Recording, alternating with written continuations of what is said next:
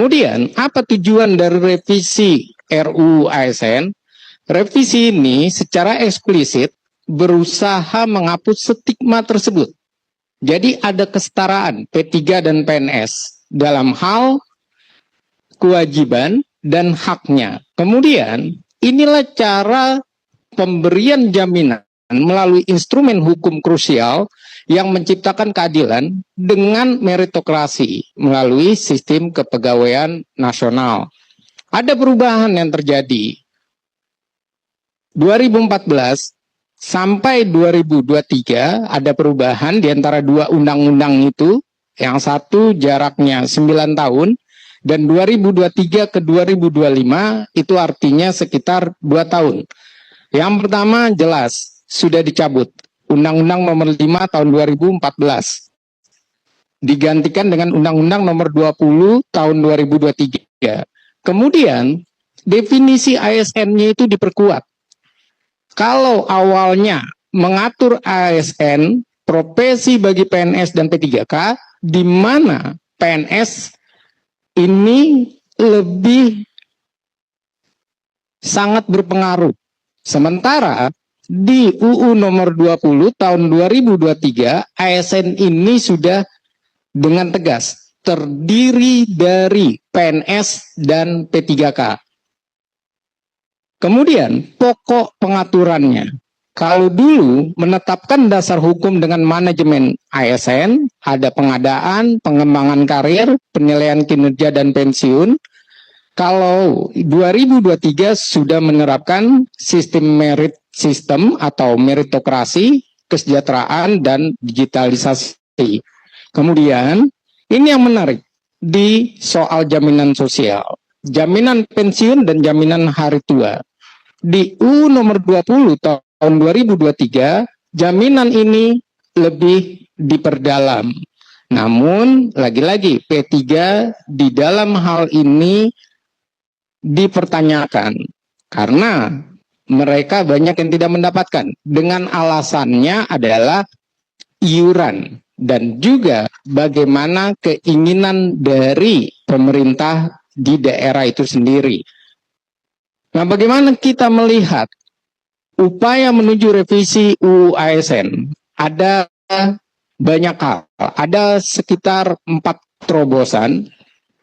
Yang pertama itu kita melihat dulu posisi RUU ASN. Ternyata posisi RUU ASN ini awal mulanya dipertanyakan dari prolegnas itu sendiri. Tiba-tiba hadir di prolegnas atas dasar dari Badan Keahlian DPR yang mencoba bersama tentu dengan DPR-nya menginisiasinya. Kemudian dari balik DPR, Badan Legislasi DPR ke Komisi 2. Lalu draft naskah ini masih di Badan Keahlian DPR seperti tadi Ibu Reni masih didalami. Nah, persoalannya adalah tadi kita bisa melihat sudah banyak dibahas, isi revisinya ini belum terungkap dengan jelas. Belum, bahkan ketika dimasukkan di prolegnas, pertanyaannya naskah akademiknya ini sudah siap atau belum. Dan itu menjadi persoalan tersendiri. Di dalamnya ada netralitas ASN.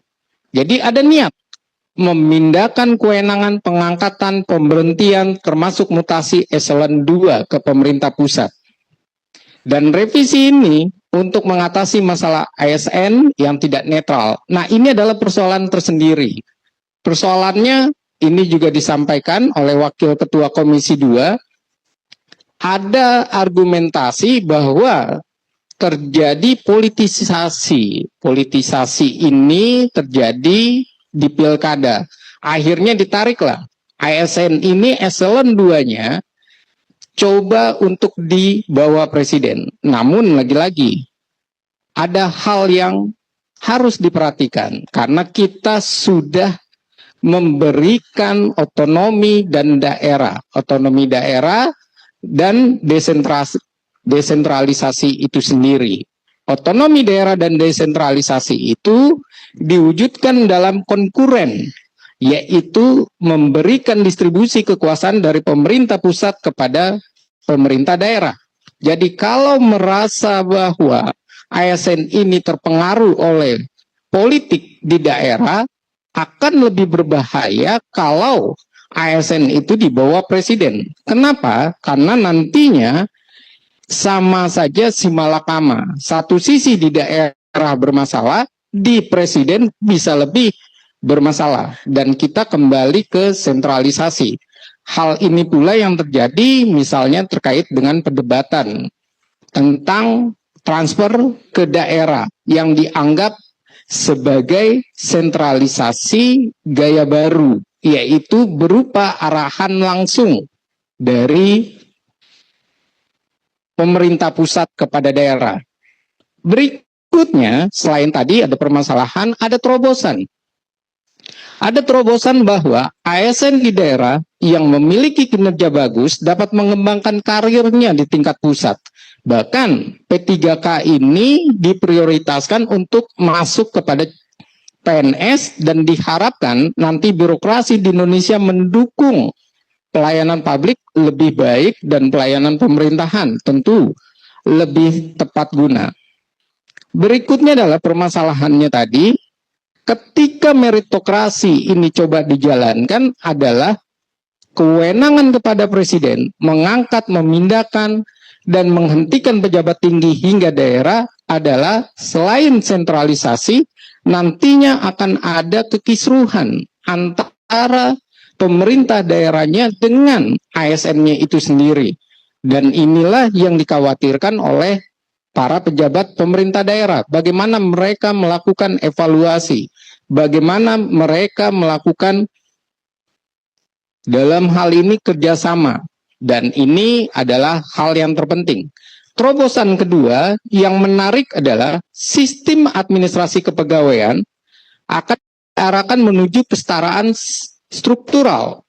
Dialih statuskan, diatur secara bertahap, mempertimbangkan masa kerja, kompetensi, dan kebutuhan formasi nasional. Ini artinya niat untuk P3K menjadi PNS bisa diharapkan. Namun nanti di terakhir saya ingin sampaikan mengapa bisa diharapkan, tapi ada namunnya. Terobosan ketiga, revisi UU ASN akan mengatur P3 memiliki akses penuh dengan program pensiun, tunjangan berbasis kinerja, rotasi jabatan struktural jika memenuhi asas keadilan. Terobosan keempat, harmonisasi secara keseluruhan antara Kemenq, kemudian Kemendikbudristek atau sekarang sudah dipecah menjadi dua, kemudian Kemendagri. Revisi UU ASN ini untuk mengangkat persoalan yang selama ini menjadi polemik di masyarakat, yaitu tentang para P3K di dunia pendidikan dan kesehatan. Permasalahannya adalah, ini permasalahan seperti disampaikan oleh Bu Reni. Apakah pemerintah sudah memastikan punya database ASN? Karena ini terkait dengan sistem anggaran. Jangan-jangan persoalan ASN nanti sulit pemerintah untuk menjalankannya karena database-nya tidak berjalan. Yang kedua, penerapan efisiensi anggaran bagaimana? Dan persoalan-persoalan ini menjadi catatan tersendiri. Namun, sekali lagi tadi saya katakan ada namun. Nah, namun ini yang menjadi persoalan paling penting.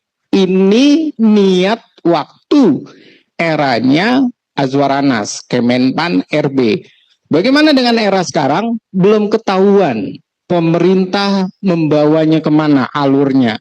Bahkan pemerintah masih menunggu karena dianggap ini adalah inisiatif dari DPR. Jadi bagaimana dengan kondisinya? Saya melihat ada positifnya, ada kepastian karir P3K, ada birokrasi lebih efisien, ada mengurangi ketidakpastian. Sisi yang lain, kita perlu melakukan berbagai hal. Pertama, mendorong percepatan pengesahan RUU ini secara tepat waktu, melibatkan masyarakat, adil, transparan, dan mengurangi hak-hak yang telah dijanjikan. Artinya jangan sampai persoalan ini akhirnya menjadi PHP, pemberian harapan palsu kembali kepada P3K.